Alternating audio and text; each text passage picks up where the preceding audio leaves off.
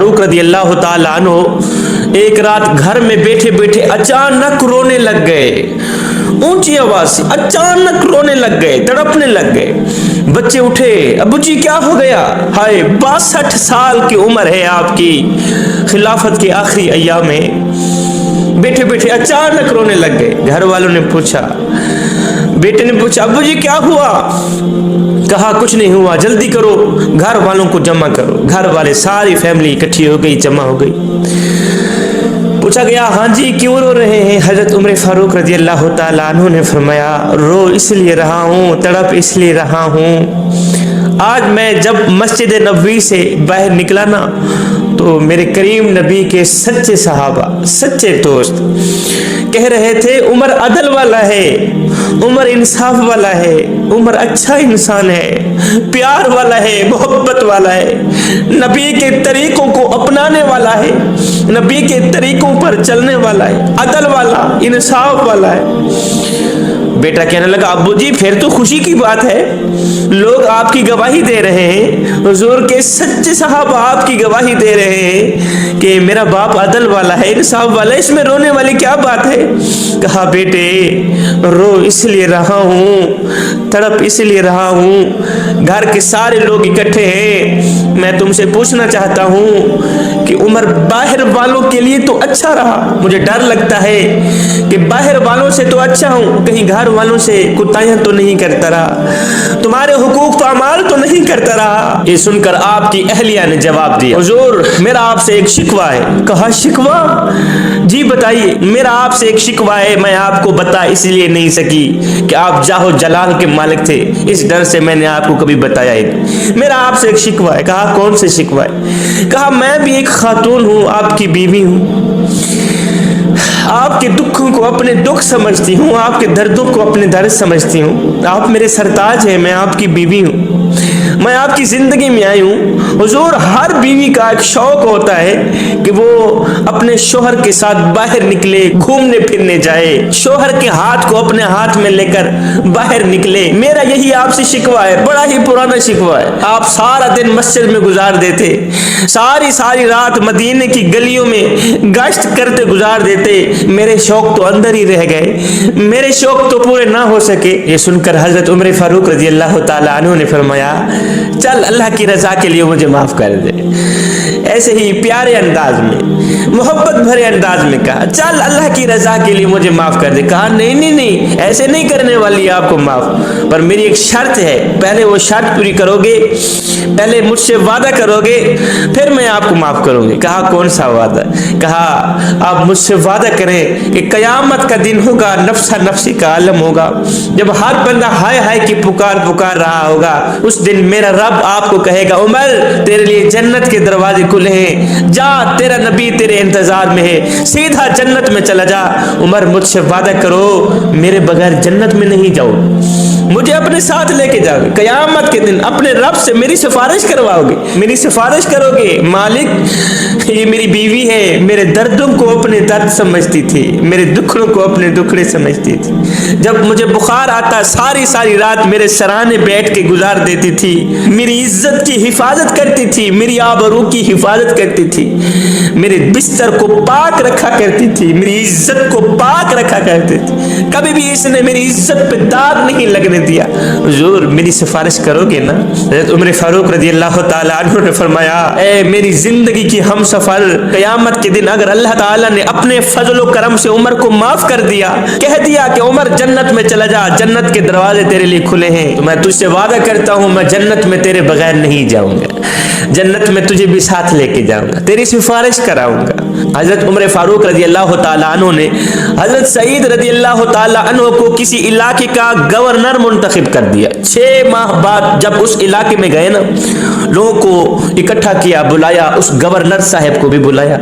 अब लोगों से पूछने लगे कि गवर्नर साहब को मैंने मुंतखब किया था, ये अपनी खिदमत कैसे सर अंजाम दे रहे हैं, कैसे चल रहे हैं, काम कैसे चल रहा है, इसके बारे में कोई शिकवा गिला हो तो मुझे बताया जाए। लोगों ने कहा, हजरत बाकी तो ठीक है, हमारे गवर्नर साहब में 4 शिकायत हैं, 4 शिकायतें हैं। अच्छा कौन कौन सी?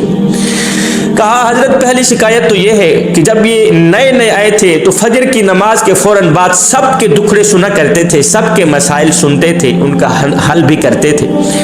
اب کچھ دن بعد اب حضرت کا حال یہ ہے، ہمارے گورنر صاحب کا حال یہ ہے کہ اب فجر کی نماز کے بعد سیدھا گھر میں چلے جاتے ہیں، پھر 10-11 بجے واپس باہر نکلتے ہیں۔ 10-11 بجے تک ہمیں انتظار کرنا پڑتا ہے، 10-11 بجے آ کے ہمارے مسائل سنتے ہیں۔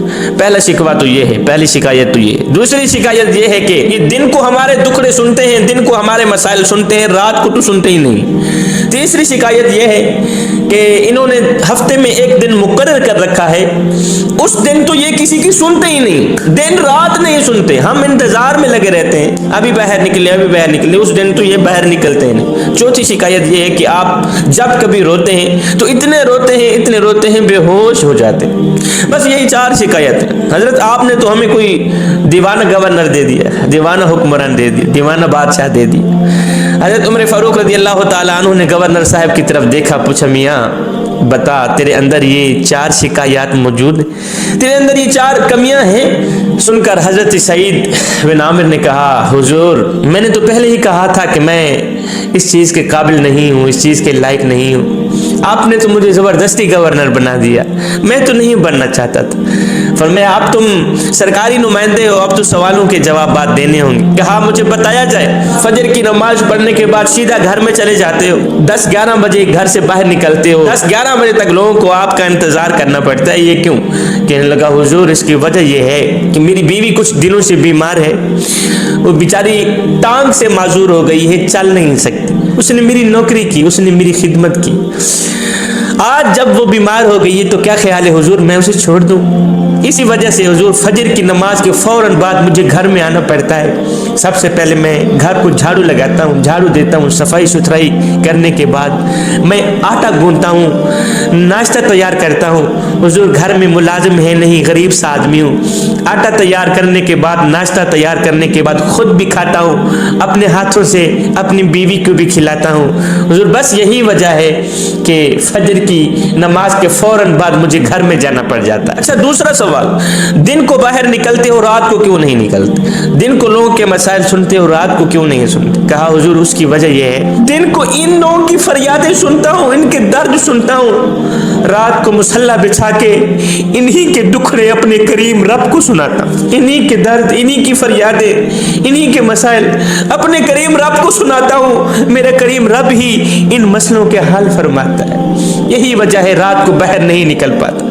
اچھا پھر یہ بھی بتا دو کہ تم نے ہفتے میں ایک دن مقرر کر رکھا ہے، اس دن تو باہر نکلتے ہی نہیں، کسی کی سنتے نہیں، آخر وجہ کیا ہے؟ کہا حضور اس کی وجہ یہ ہے میں غریب سا آدمی ہوں، میرا ایک ہی لباس ہے، دوسرا لباس ہے نہیں، ہفتے کے بعد اس ایک لباس کو دھونا پڑتا ہے، تو حضور جس دن میں اس کو دھوتا ہوں نا اس دن مجھے بیوی کے کپڑے پہن کے گزارا کرنا پڑتا ہے، جب میں اس لباس کو دھوتا ہوں نا حضور دوسرا لباس تو میرے پاس ہے نہیں، اس دن مجھے بیوی کا کپڑا پہن کے، بیوی کا سوٹ پہن کے، بیوی کا لباس پہن کے وہ دن مجھے گزارنا پڑتا ہے۔ حضور بیوی کا لباس پہن کر لوگوں میں آتے ہوئے مجھے شرم آتی ہے۔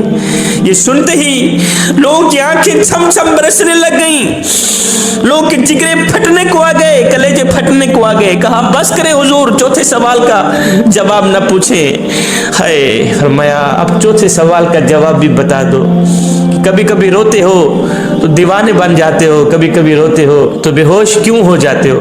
کہا حضور وہ اس لیے کہ 40 سال میں نے غفلت میں گزارے، 40 سال بعد میں نے کلمہ پڑھا، 40 سال بعد، 40 سال میں نے غفلت میں گزارے، 40 سال میرے گناہوں میں گزرے، کوتاہیوں میں گزری۔ اس 40 سال میں، ان 40 سالوں میں میں نے کئی گناہ کیے، کئی غلطیاں کی، کئی کوتاہیاں کی۔ حضور جب وہ 40 سال مجھے یاد آتے ہیں نا، وہ غفلت میں گزرے 40 سال مجھے یاد آتے ہیں تو میرے منہ سے نوالا نکل جاتا ہے، میرا کلیجہ پھٹنے کو آ جاتا ہے، میرا جگرا پھٹنے کو آ جاتا ہے کہ اگر قیامت کے کے دن میرے اللہ نے ان 40 سالوں کے بارے میں پوچھ ہی لیا تو میں اللہ کو کیا جواب دوں؟